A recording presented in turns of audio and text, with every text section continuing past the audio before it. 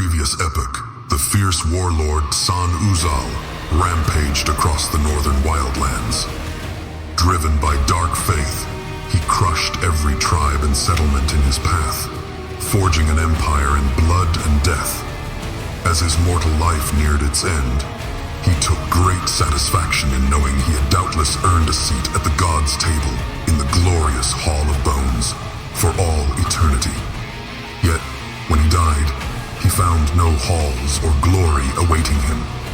Instead, Sahn-Uzal stood in an empty, gray wasteland, shrouded by ethereal fog and plagued by discordant whispers. Occasionally, other lost souls drifted nearby, little more than ghostly shapes, wandering their own personal oblivion. Anger consumed Sahn-Uzal. Had his faith been false? Or was his domination of the world simply not enough to grant him the immortality he craved? Surely this emptiness could not be all there was, yet there seemed no end to it. He watched as the lesser spirits slowly faded into the fog, unmade and lost to time. But Sahn-Uzal refused to fade. His will, tempered by rage and torment, held him together. Over time, the unknowable, disembodied whispering in that place crystallized into words he could almost comprehend. This, he learned, was Ochnun, a profane tongue unspoken by any among the living. Slowly, a deceitful plan began to form in what was left of Sahn-Uzal's mind. He began to whisper temptations across the veil between realms, promising his indomitable strength to any who dared listen. And sure enough, the day came when a coven of sorcerers resolved to bring Sahn-Uzal back from the dead. Lacking any flesh or bone, he spurred them to make him stronger than any mortal, binding his spirit form in dark metal plates wrought in the likeness of his old armor. So he rose, a hulking revenant of iron and hate. These power-hungry sorcerers had hoped to use him as a weapon in their trivial wars.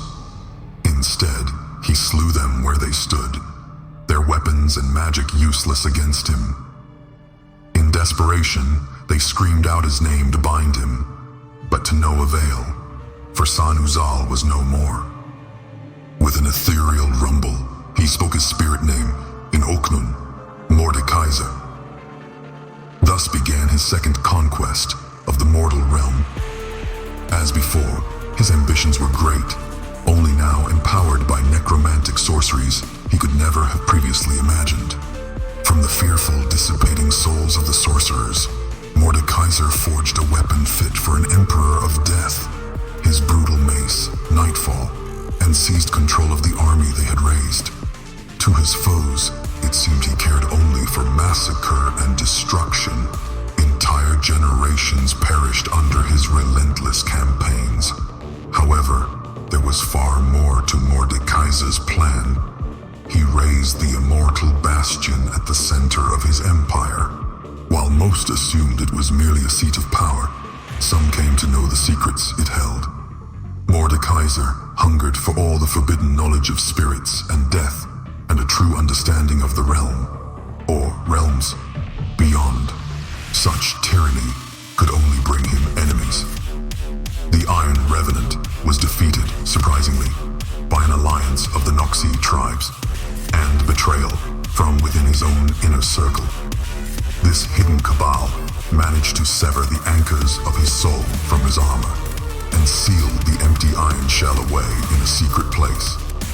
And so, Mordekaiser was cast out of the material realm.